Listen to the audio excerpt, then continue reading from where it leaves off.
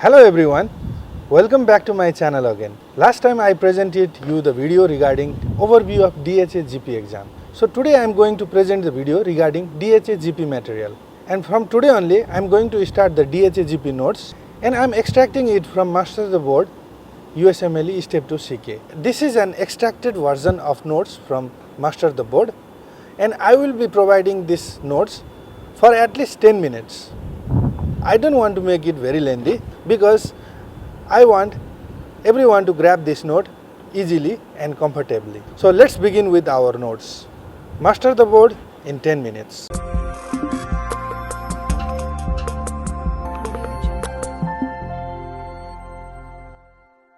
Gastroenterology, hiatal hernia. Hiatal hernia is caused by obesity, weakening the diaphragm, associated with heartburn, chest pain and dysphagia. Treatment is initially weight loss and PPI. PPI is proton pump inhibitor.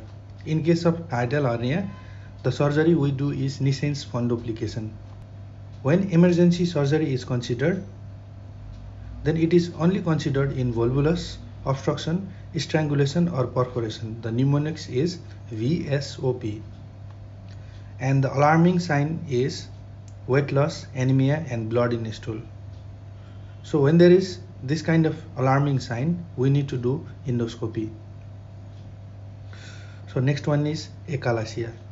Achalasia is inability of the lower esophageal sphincter to relax due to loss of nerve plexus. So sometimes in exam, this kind of anatomical related questions also will come. So in achalasia, the symptoms are progressive dysphagia to both solid and liquid. In the later part of the chapter, we will come to progressive dysphagia to solid only or progressive dysphagia to liquid only.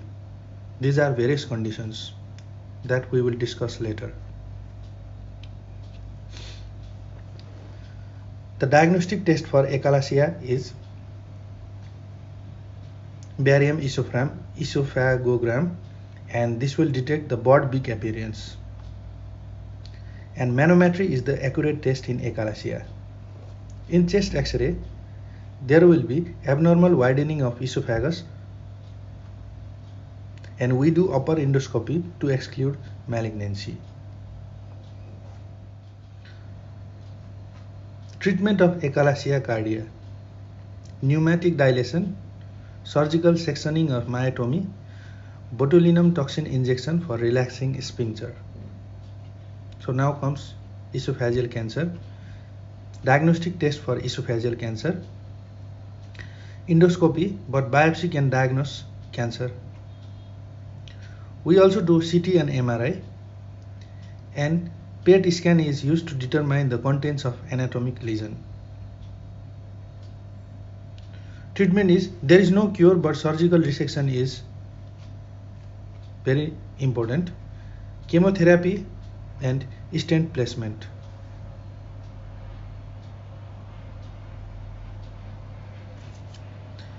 Esophageal spasm is related to sudden onset of chest pain. Treatment is calcium channel blocker, nitrates, proton pump inhibitor, TCAs and sildenafil, but sildenafil is alternative. Eosinophilic esophagitis. Endoscopic diagram shows concentric rings in case of eosinophilic esophagitis. Accurate diagnostic finding is biopsy finding eosinophils. Infectious eosinophagitis treatment is oral fluconazole, and this is seen in HIV/AIDS patient. And agents are cytomegalovirus and herpes. Important notes: doxycycline, alendronate and KCl, that is potassium chloride, causes esophagitis if used for prolonged period of time. So here doxycycline, alendronate and potassium chloride, please remember again and again because this is also one of the probable question coming in the exam. Now comes Plummer-Vinson syndrome. Plummer-Vinson syndrome also have dysphagia. This syndrome is always associated with iron deficiency anemia.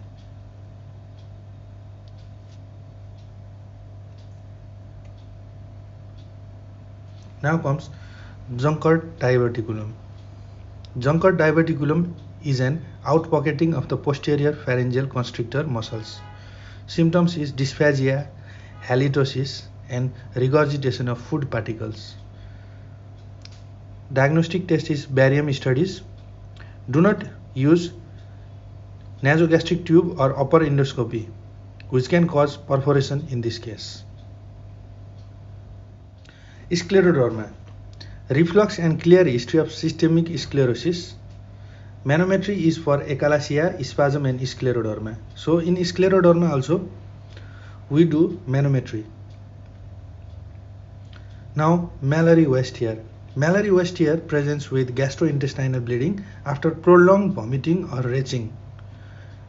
Repeated retching is followed by hematemesis of bright red blood or by black stool. There is no specific treatment for Mallory West-Hare, but it resolves spontaneously. Severe bleeding is managed by epinephrine or electrocautery.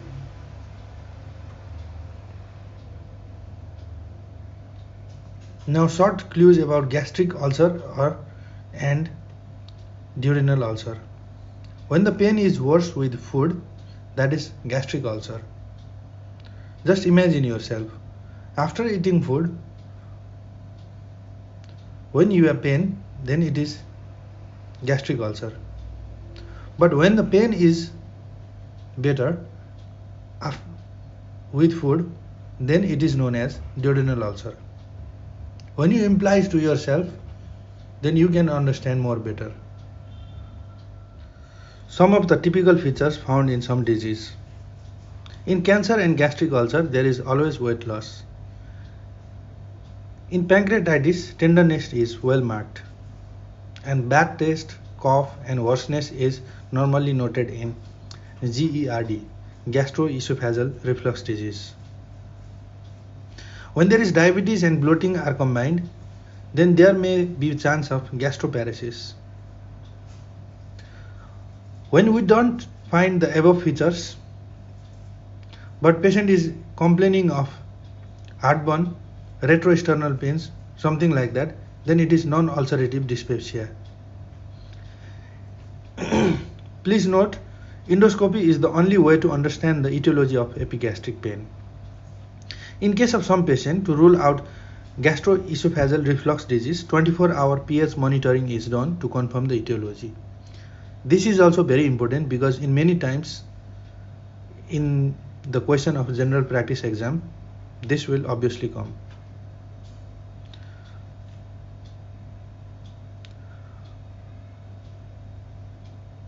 Nissen fundoplication is the operation again, like in hiatal hernia.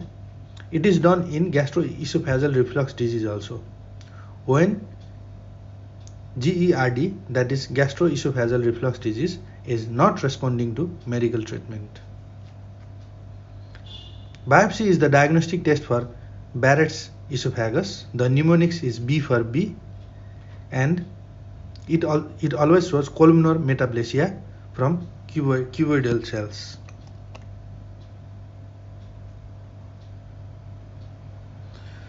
Portal hypertension also causes gastritis. Atrophic gastritis is associated with vitamin B12 deficiency.